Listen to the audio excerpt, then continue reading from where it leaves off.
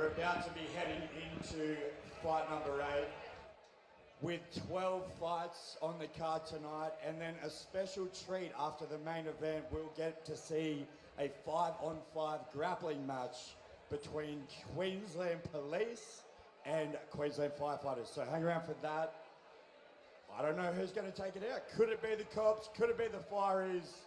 We will find out. All right, that's enough out of me. You came here to watch some fights, so let's get into fight number 8. Can we have, in the blue corner, Amy Hafner?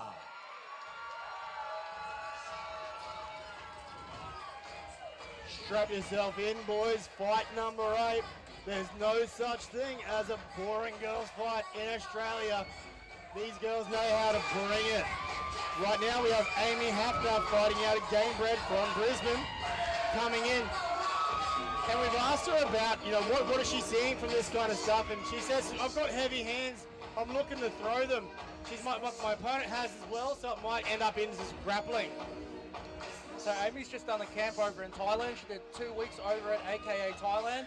She has Paul Birch from Tribal MMA in her corner, so she's definitely, she's got all the training that she needs. She's, again, like everybody else, has to put it together in the cage tonight. Yeah, and Paul, anyone Paul touches hands with, he just spends that extra time.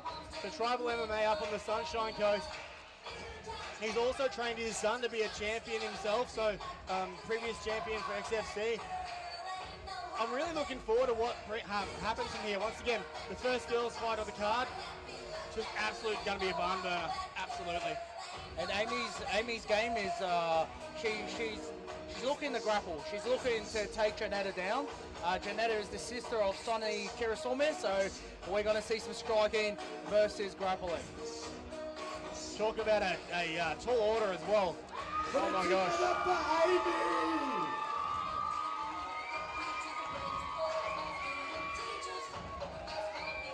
So Amy's also come through for the 20-week program as well, is that correct? She has, and she got roped into it. So the main event tonight, Taya Crisp, her best friend, roped her into this 20-week program. In the red corner, Janetta Kirisome! You got to think, is that best friend, or sometimes you keep your friends and enemies close? And frenemies, enemies, they might be one and the same. No, mate, I can see from the look on her face, she's really, really happy. And now we jump over to, as we said, every card has a dance partner in every fight. So Janetta Kirisome coming in as well. Looking forward to this one here. I'll throw to yourself here, Sar. What's she bringing to the table here? So Janetta Kirisome, the sister of Sonny Kirisome, she's going to have heavy hands. She's looking, so she's fought before, she's fought previously. She was submitted, so, but before that, heavy hands. So she's going to look to try and string some combinations together, and Amy's going to look to try and take her down. But it could be a very, very tall order because she's got super heavy hands. Absolutely. Looking forward to this one here.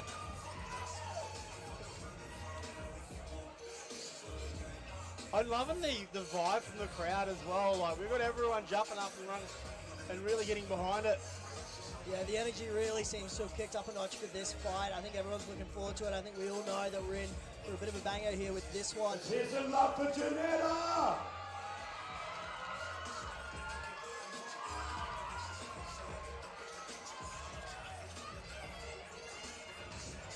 Fight number 8 is a light heavyweight bout brought to you by Just Ask Support Services. Introducing first, in the blue corner, Amy Hafner!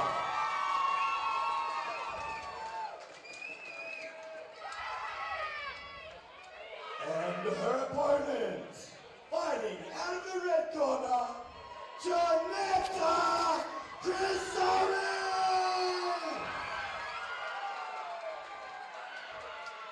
It's ultimate fight time!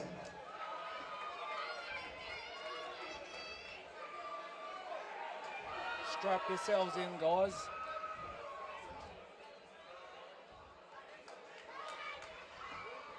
So we have Hafner in the blue and Kirisome in the red. And these girls are getting after it from the opening ball here. Straight in. Hafner pushing her up against the cage there. Both girls with heavy hands. Kirisome with the double underhooks. Oh, Nice. Nicely done. Both girls scrambling back up there. And see the fight to get back up as well. Both of them put all the effort to make sure they didn't want to be on the ground. Super heavy hands from both these girls. Nice little getting into the rhythm, understanding their distances.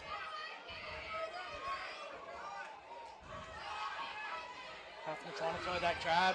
She's got a hold of her now. Almost got a headlock there. She's Hafner doing a good job now, digging nice. down underhook to That reverse underhook, position. turning her into the cage. Oh, A little bit off balance there. See if she's able to get her feet underneath her again. But Kirisome really making it hard. Hafner still able to stand up. That's excellent technique there. Hafner doing a good job separating there. throwing her away to separate here. Kirisome is like almost just stalking prey. But Hafner's like onto it. Heavy leg kick there by Kirisome. Kirisome is just throwing out a few different looks to see how Hafner's going to react to him.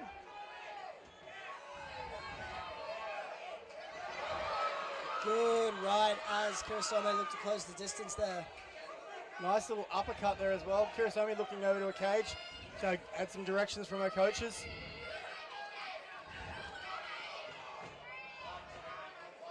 Hafner throwing anything and everything, just making sure that Kirisome doesn't stay comfortable. So you've got hammer fists, like she's throwing punches, backhands and hammer fists, all in the same sequence.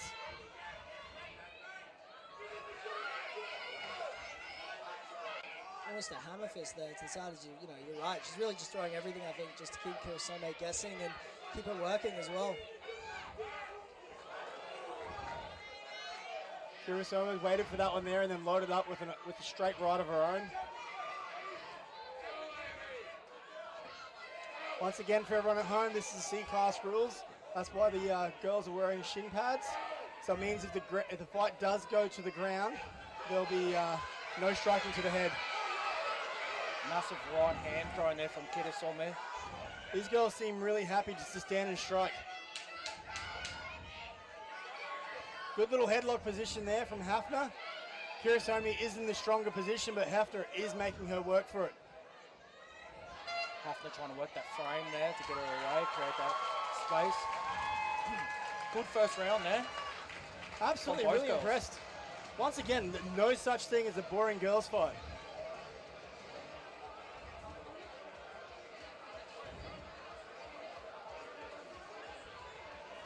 So Kirisome has been here before. She has. So one thing that she's looking to do right now is just conserve that gas tank, because that was one of the things that let her down in her last fight. So she's getting her instructions there from Lonnie Filimoy Hala and her brother Sonny Kirisome. Meanwhile, in the other corner, we've got Paul Birch there and Mal giving instructions to Amy. I'm really liking Hafner's just putting the work in with all different strikes, different looks. That's right. She's poking that jab out there, then like throwing like almost like a back fist. It's making Kirisome have to think. Yeah. And Hafner's had some success with that jab. I'd like to see her stick behind it as well. And for those watching at home who haven't fought before, what the jab does is it sets up the distance so you know when the power strike can come through. Absolutely, and even though we've seen people be knocked out with jabs before, it's really just to mask, to hide the big power shot that's coming behind it. But both girls really getting after it here at the beginning of round number 2. So Kirisome is really pushing the pressure here. Oh, Hafner chasing her down now, trying to get a hold of her. Hafner's doing a great job, really just like... Now she's just leaning her weight on her. I don't mean to be disrespectful, but those punches were like Donkey Kong. I'm just going to Donkey Kong my way to you to the wall. And now she's locking into a guillotine here. She's let go of the hand and she's putting it on. She'll look to pull it down if she can't get it in. This is a technique that Hafner used quite a bit during training in this 20-week program. You can see her doing that now. She's really leaning heavy. And what I'm liking about this from Hafner, here you go, as you called for it right then, Shah. So what I liked about that was you couldn't see the back of the neck, but in doing so, because you only have the neck and no other arm in, you do have a risk of losing it. But she's got that position again, uses the cage, kicks off the cage just to push her away. Very clever from Hafner there. And what I'm liking as well is that she's not just accepting Kirisome reversing her, she's actively defending, actively trying to reverse. See Kirisome maybe now looking for a double leg as well, but Hafner throwing her off with authority. Stands up there. Yeah, Hafner knew that she didn't want to be taken down, and she actually gave up the guillotine to be able to free up her hands. Kirisome knows she's in this fight as well. She's got the striking down. And this is where the fitness is really going to come in. Both girls are breathing heavy now. And that comes from a lot of cage work too. Kirisome has gone to that leg kick now a few times in that fight. It'll be interesting to see if that starts to have an effect if this hits the third round. Well, that jab is coming through. Hafner's really smelling blood now. Hafner now trying to use that head pressure and try to bring her down. Certainly, and there's also knees there as well if she ever chooses to throw them. Like, they're certainly there with the head down with that guillotine position. She's looking to throw her instead. Pressuring up against the cage. If Hafner can get her down, she's got very good top pressure. Hafner's doing a really good job this round, just, as she has all fight, just staying busy, throwing constantly. But Kirisome working that underhook right now. She's got both arms there. Almost a double underhook on the same side position here. Yeah, Kirisome is making her work as well. Hafner's just resting out, making sure that she puts all her pressure up against her. Good finish to the round for Hafner there. Going deep into the well now. So, Alex, what would Hafner's coaches be telling her now? I really think Hafner's coaches would be telling her, keep doing what she's been doing, which is keeping that forward pressure, giving Kirisome a lot of different looks and really just being the aggressor in this fight as she seems to have control of the cage. I think for her, the game plan is stick to the game plan as she has done. I was seeing a lot of success when she was overwhelming with punches. That was quite good. I wouldn't mind seeing a little bit more of that, but also she is getting into those grappling exchanges and really makes the judges have to work in terms of what they've got. So, Sarah, I'll throw to yourself. What about Kirisome? So, Kirisome there, she's been told by Lonnie and her brother Sonny there, she needs to bring up that work. She needs to work a little bit more and not just concede those positions, especially getting pushed into the cage.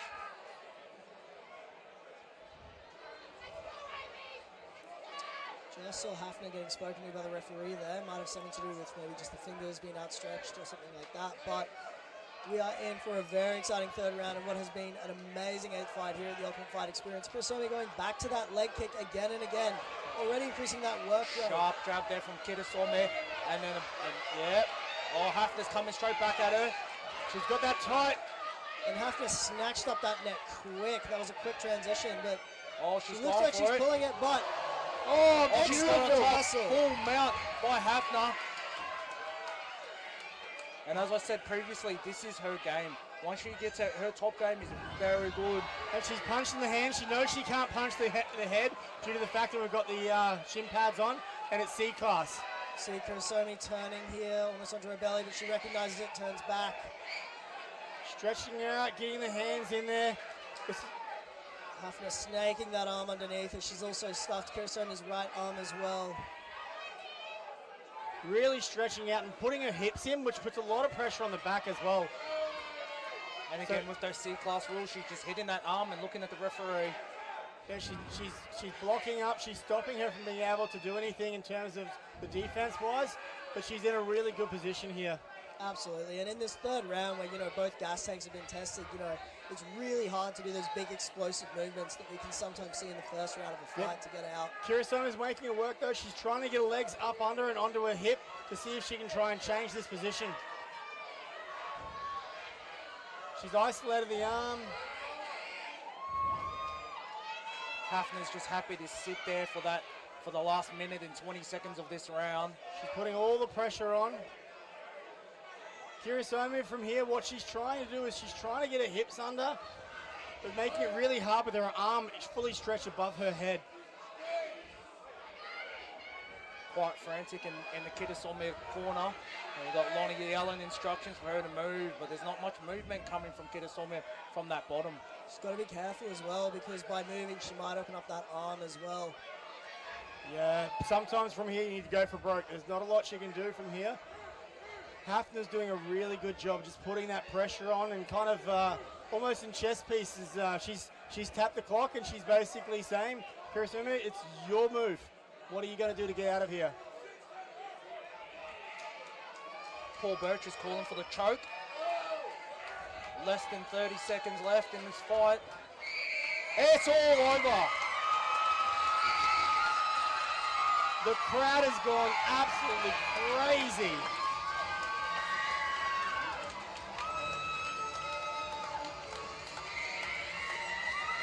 What a finish by Amy Hafner.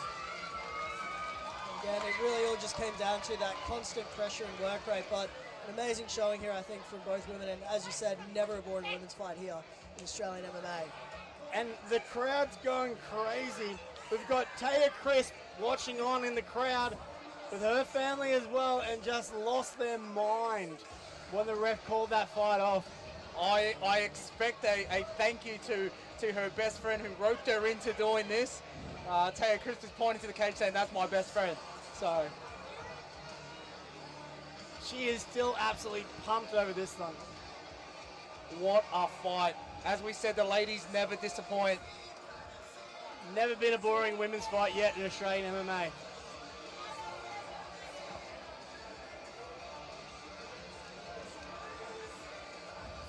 As we throw it to Tim York to make it official. Just getting the final times.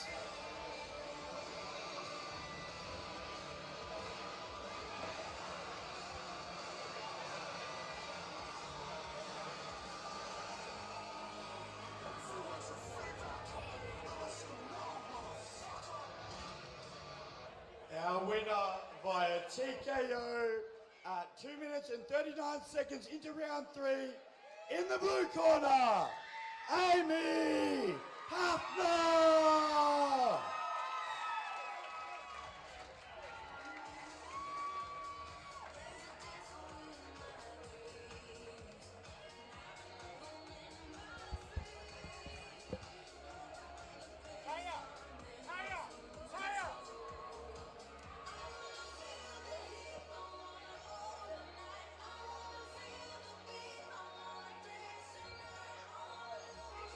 What a grind, Amy. Don't leave. The people need to speak to you. They need to hear about that grind of a win. Massive effort. First of all, well done. How are you feeling? Congrats. Feeling really good, really accomplished. That was definitely a hard fight. I think hard is a pretty casual word for it. I'd say brutal, maybe. A massive grind. What was sort of your strategy going into the fight, and was it what you expected? A schedule. Your strategy, did you have a strategy, apart from just surviving and dominating at the end? Just to read the shots, hopefully going for a takedown, and yeah, have some fun on the ground. Yeah, you did it incredibly well. Brutal first round, you grinded it out, got the win there. Give us a little run through about the whole Ultimate Fight experience and what got you to this point. Initially, my best friend Taya wanted me to do this with her, so she was definitely a big motivation to push through all of the 4 a.m. wake-ups most mornings to get to the gym, but it's been an amazing experience. Me being someone who never goes to the gym, switching up to 6 days a week training, it's been a fantastic experience, yeah. That was ridiculously impressive. Who do you want to thank and get off your chest before you go? I just wanted to thank all the guys at Gamebred, all of the trainers putting up with me on the daily basis at 4 a.m. when I'm really moody. Paul and his team up at Tribal as well for taking us on and giving us that extra support. And thank you all guys for being here today. Appreciate you all so much. Legendary effort, well done. You go enjoy the night. I absolutely Big love effort that. from Roped both in girls by there. Brett What a to come in. fight. And how good is it, you know? Really she's put it getting on the our bar. money's worth. I'm enjoying it on the sidelines there.